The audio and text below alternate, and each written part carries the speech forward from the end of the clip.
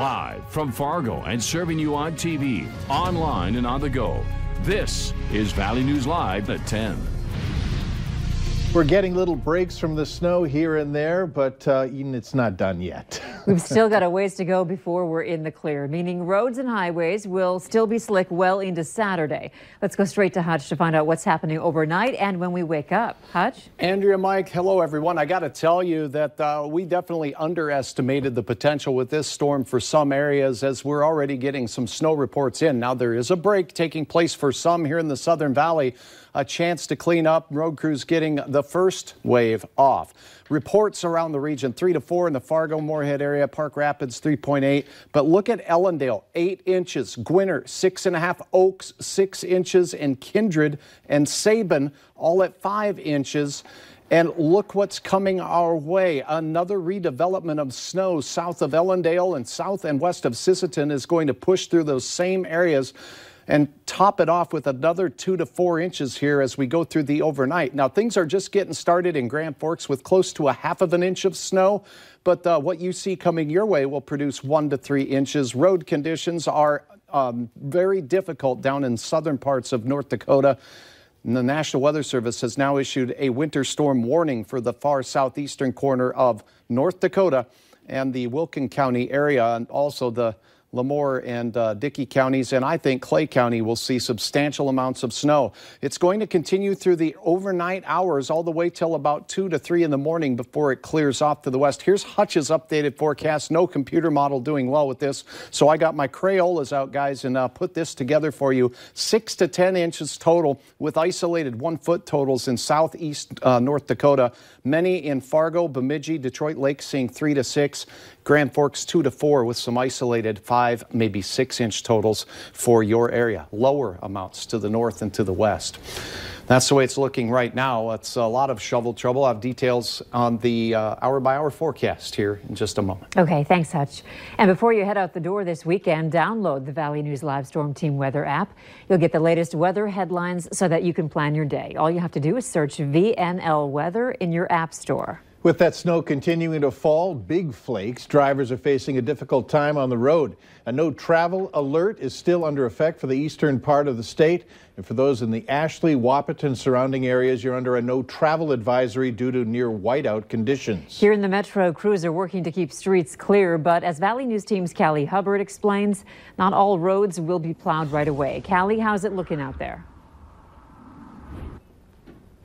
Yeah, it seems like it's 1 step forward and 2 steps back out here. Now, this is just one example. If you take a look behind me, I was just driving down this road up to University Drive right here, and I was sliding all over the place when I got to the stop sign, and I just was talking with Fargo Public Works, and they told me that they are out right now working to plow the primary and secondary roads, and they're coming back to the residential areas as well.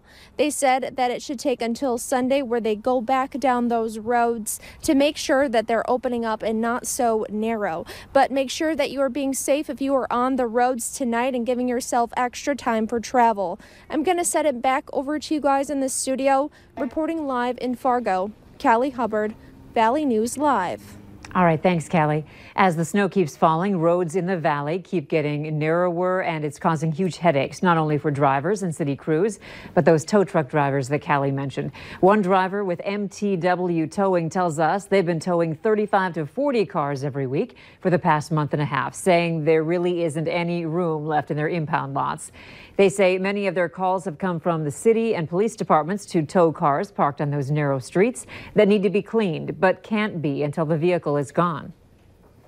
A lot of it is common sense, and a lot of the people nowadays have lost quite a bit of it, have become very selfish, and that's unfortunate for them because we make money off of that. West Fargo police tell us since December 1st, they have written 6 tickets for parking violations and impounded 30 cars. If you're feeling overwhelmed with the snow in your driveway, imagine what it's been like for street crews. They've been challenged to stay ahead of the workload despite a 24/7 schedule. In addition to the 24 department-owned vehicles, Fargo Public Works is using 18 additional contracted vehicles to amplify the snow removal effort. And we've already hauled in excess of 10,000 truckloads out there so far this winter. And I would approximate about 180,000 cubic yards of snow that we've hauled out there. Crews have removed more than 10,000 loads of snow in the first 50 days of this year. Snowbanks have grown especially tall this winter with frequent snow events. The city is asking for your patience as crews deal with future snowfall. People living in a South Fargo neighborhood have questions after a body was found in a home earlier today on 30th Avenue South. Police tell us the body belonged to a man who was taking care of a home when the homeowners were on vacation. Valley News Team's Melanie Palmer has the latest on what happened and more on what police are saying about this issue. It's really sad. Residents in this South Fargo neighborhood are shocked. This after police say a woman came home from vacation to find the man taking care of her home dead. It is scary, yeah. I know when you're on vacation, you really don't want to come home to something like that. And now, police are investigating. Although you can't tell from looking at the front of the house, police say there's evidence there was a minor fire inside the home. I know his death is probably under investigation, but is it believed to be from the fire? Are they related? We don't know. But the police say they do know the family living in this home will be staying somewhere else during this investigation. And a responder with the Red Cross says that's where they're stepping in. They have donated rooms, and we have a list, and then we make a call and see if they have room, and then they take them in, and hopefully they're on their way to recovery. Police are continuing to investigate the scene to try to figure out what happened. In Fargo, Melanie Palmer, Valley News Live. A neighbor told us she got home from vacation herself after being gone for about a week. She says she believes her neighbor who came home to this devastating surprise today was gone for about the same amount of time. The snow isn't the only thing the winter has been continuing to drag on in the valley, meaning that there are still outbreaks of influenza A. According to the North Dakota Department of Health, over 600 cases of the flu were reported within the last week. Over 3,000 cases were reported this winter season, which is nearly half as much as last winter, totaling in at 6,000 outbreaks. We asked schools in the area if they saw any spikes in flu outbreaks. Both Fargo and West Fargo Public Schools said they haven't noticed an influx in flu cases. Urgent Care says that 5 flu tests came back positive in one weekend, which is unusual, they say. The clinic says that it's never too late to get your flu shot, adding it's important to continue washing your hands when possible, stick to a healthy diet, and make sure you get a full night of rest. Add Senator Amy Klobuchar to the list of Democratic presidential hopefuls who support legalizing recreational marijuana. Klobuchar adds that states should have the right to determine how to handle marijuana in their own territory. Minnesota will vote on a recreational marijuana bill this year. Klobuchar joins other presidential candidates who support legalizing, including Senators Bernie Sanders, Cory Booker, and Kamala Harris. Right now, the Drug Enforcement Agency classifies marijuana as a Schedule I substance in the same group as heroin. Schedule II drugs include cocaine and methamphetamine.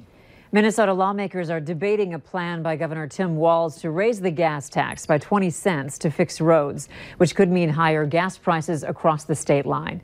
Last fall, a Star Tribune Minnesota poll found widespread support for a 10-cent gas tax hike. It was taken before the governor proposed raising it twice that amount. Right now, Minnesota's gas tax ranks right in the middle, number 28 in the country. It's on the low end of gas taxes in the Midwest. Raising it by 20 cents a gallon would move Minnesota to the top 5 in the nation and cost the average driver $156 a year.